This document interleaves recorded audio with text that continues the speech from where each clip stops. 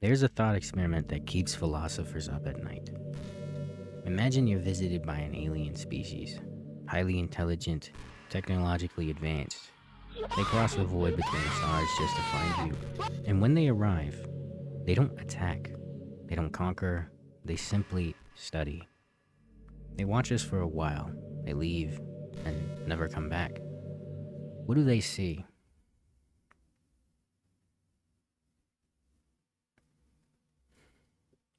In 1945, we split the atom. The scientists who built the first nuclear weapon gave it a name: Trinity. They named it after a holy concept, the divine made manifest. And when it's detonated in the New Mexico desert at 5:29 in the morning on July 16th, one of the men who built it, Robert Oppenheimer, quoted the ancient text: "Now I am death, the destroyer of worlds." He didn't say it in triumph. He said it in the way a man says something when he realizes he crossed a line he could never uncross. Within weeks, that weapon, or weapons like it, killed somewhere between 129,000 and 226,000 people. Most of them civilians, most of them in a matter of seconds. Some of them were vaporized so completely that what remains of them today is a shadow burned into a stone, a silhouette, the ghost of a shape that used to be a person. We did that. And then we built more of them. At the height of the Cold War, there were over 70,000 nuclear warheads on this planet. Enough to end human civilization dozens of times over. Enough to make the surface of the earth uninhabitable. We made them anyways. Because the logic of the time was, if we don't, someone else will. This sentence haunts me. A small, quiet sentence. Not cruelty, not madness, just logic. The ruthless, reasonable logic of a species that is very good at strategy and very slow to feel consequences. We are the things that move wrong. We are the animals that don't fit. We have a habit of imagining monsters.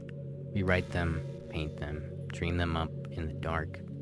Creatures with too many teeth, too many eyes, things that move wrong. We fill our stories with things that hunt us. But here's what no one says out loud. Every predator on this planet operates within limits. A lion will kill when they're hungry, rest when they're full. A wolf hunts within its pack's territory and no further. Even the most dangerous animals on Earth are bounded by instinct, by need, by logic of survival. Humans don't work that way. We are the only species that kills for a reason that has nothing to do with survival. We kill for ideas, for symbols, for lines drawn on maps. We have gone to war over which direction to face when we prey. That's not predatory behavior. That's something else entirely. Consider what we've done to this planet in the span of a geological eye blink. 65 million years ago, an asteroid ended the age of the dinosaurs. That event, that catastrophic, world-altering extinction, killed roughly 75% of all species on Earth. We are currently causing what scientists call the sixth mass extinction without an asteroid. Just us. We have pushed the rate of species loss to somewhere between 1,000 and 10,000 times the natural background rate. 1,000 to 10,000 times what the planet normally experiences. We have rearranged the chemistry of the atmosphere. We have acidified the oceans. We have altered the global water cycle. We did all of this mostly as a side effect. Not because we are trying to destroy things, just because we are living. Imagine what we do when we're actually trying. Here's something that doesn't get talked enough about. We are the only animals that practice systematic deception as a survival strategy. Not just in the moment, but across time.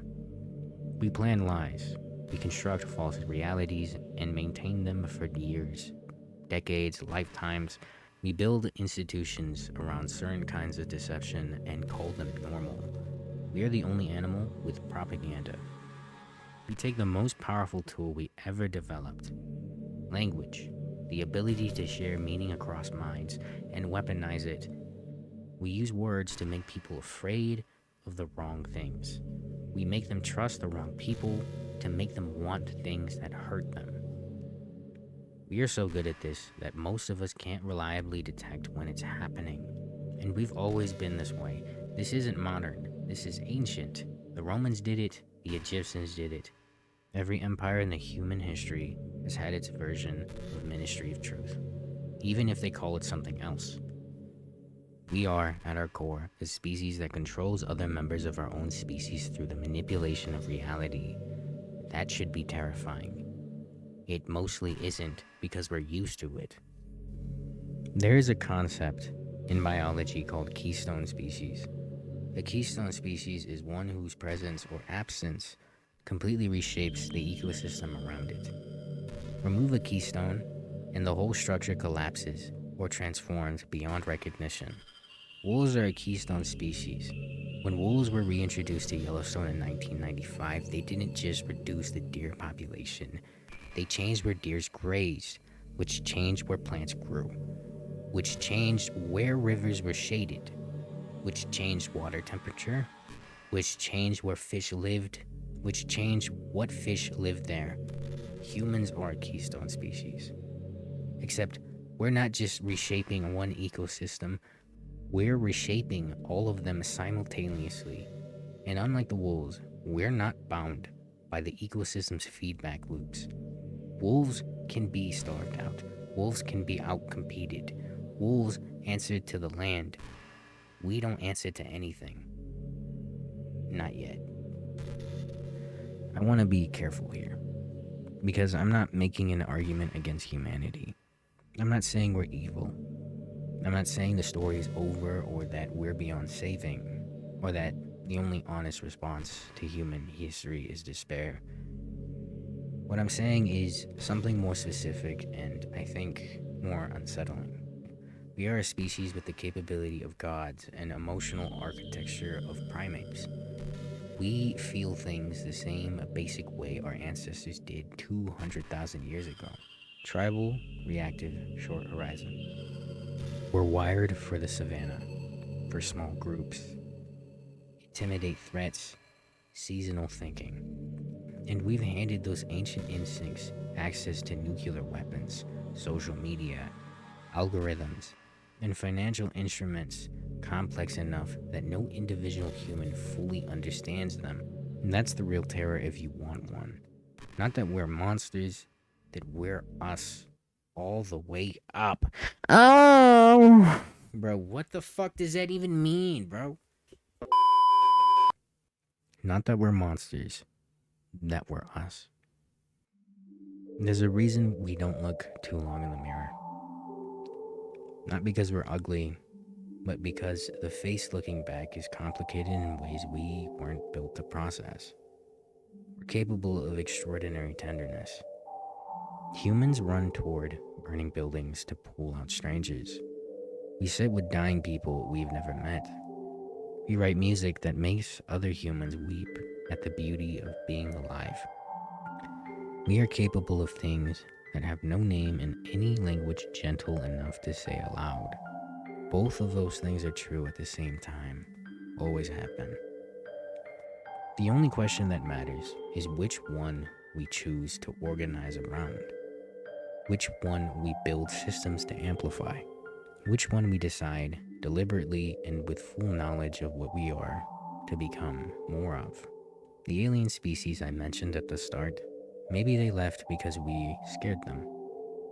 Or maybe they left because they couldn't figure us out. A species that burns its own world and writes poems about sunsets, that invents weapons to end all life and send gold records into space with the sound of children laughing, rain falling, a mother singing, that has every reason to be afraid of itself, and mostly isn't. Maybe they left because we were the strangest thing they ever seen. Maybe they're still out there watching, trying to decide what we are, waiting to see what we choose. So I want to end this video off with a little quote, and this quote resonates with me more than I'd like to admit. So Let me read this quote. Wow. Cutting someone's hair once does not make you a barber. So then why am I called gay for kissing my bro's lips that one time? Let that sink in